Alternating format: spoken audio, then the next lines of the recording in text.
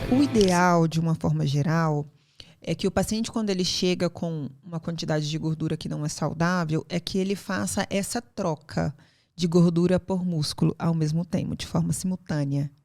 Só que muitas pessoas não têm a paciência de fazer isso, né? Quer primeiro emagrecer, depois E ele fica a com massa raiva muscular. porque não tá perdendo peso na balança. Na balança, exatamente. A preocupação é a balança, né?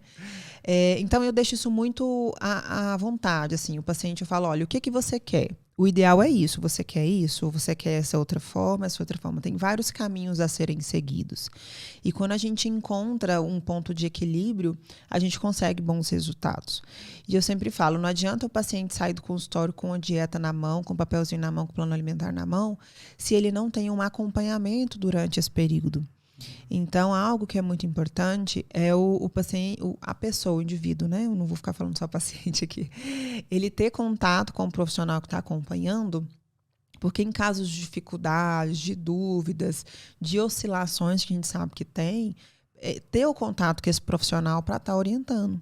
Por quê? Não adianta a gente falar, não, você tem que seguir isso aqui. A gente sabe que a parte emocional, ela conta muito. Então, principalmente mulheres. Mulheres têm oscilações demais por conta da parte do ciclo menstrual, né? Então, a gente é uma roda gigante, né?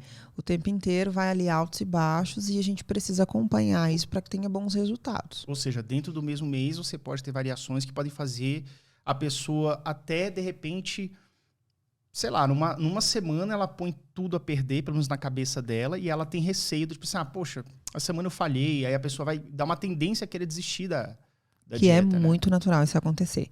Não pode deixar isso acontecer, né? O que eu sempre oriento é o seguinte, quando você não tem uma constância de bons hábitos, você começa a anotar, né? Porque quando você tem isso anotado, que você tem isso visualizado, as possibilidades de você errar, né, de você sair ali do que você planejou, é muito menor.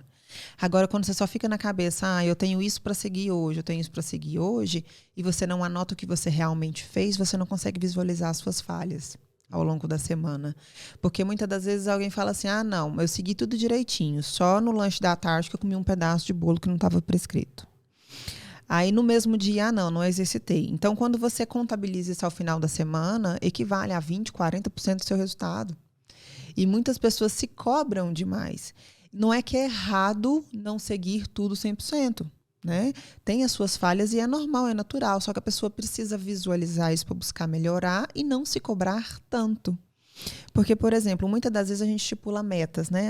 Vamos reduzir o quê? 4, 6 quilos em 1 mês e meio, que geralmente é o tempo que eu dou para as próximas consultas.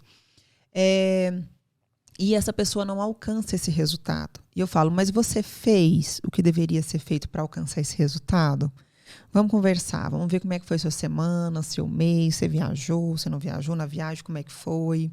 Em relação à alimentação, foi aquilo que você esperava, você teve dificuldades, o que a gente precisa melhorar? Porque não adianta eu só cobrar resultado em números, eu preciso cobrar resultados e eu preciso que o paciente tenha resultados em relação à qualidade de vida dele. Quando a gente tem bons hábitos como consequência ao emagrecimento ou ganho de massa magra. Você acredita que as pessoas podem ter bons hábitos e maus hábitos ao mesmo tempo nessa fase de transição?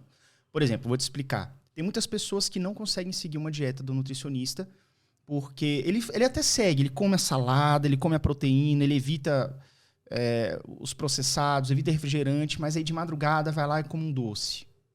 Ou seja, ele está meio que quebrando aquela conquista do dia. Pode ser um doce pequeno. Se for uma fatia gigante de bolo, eu acho que de repente ele perde o dia inteiro. Mas ele dá essas pequenas falhadas e aí ele não vê resultado. Em vez de ele perder 2 quilos por semana, ele perde 1 ou 500 gramas só e ele fica frustrado. Aí, de repente, eu penso assim, cara, vamos fazer o seguinte, já que você não consegue de forma alguma dar essas escapadas, por que você não intensifica o exercício físico, por exemplo? Porque é uma forma de compensar, não seria? Depende, né? Depende de como esse compensar. Por exemplo, se eu pego um indivíduo que é sedentário e falo para ele compensar, eu estou gerando um estresse muito grande no organismo dele. Então, isso já não é saudável. Eu já estou saindo do que é saudável, buscando só resultados. Mas se é um indivíduo que já é bem treinado, tem como a gente implementar, sim, alguns alimentos que a gente não considera saudáveis dentro dessa rotina desse paciente, né? Agora, sim, você citou em relação ao paciente, o indivíduo comer ali de madrugada, né?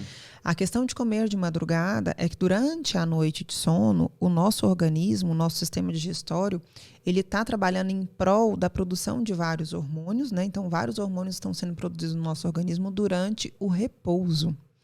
Então, se você tem esses belisquetes na madrugada, isso não é saudável. Porque, teoricamente, você está cortando ali o seu ciclo circadiano, você está acordando. Então, a gente precisa ter ali horas seguidas de sono, sem ficar despertando, sem ficar acordando, para que você consiga ter uma boa produção hormonal enquanto está dormindo.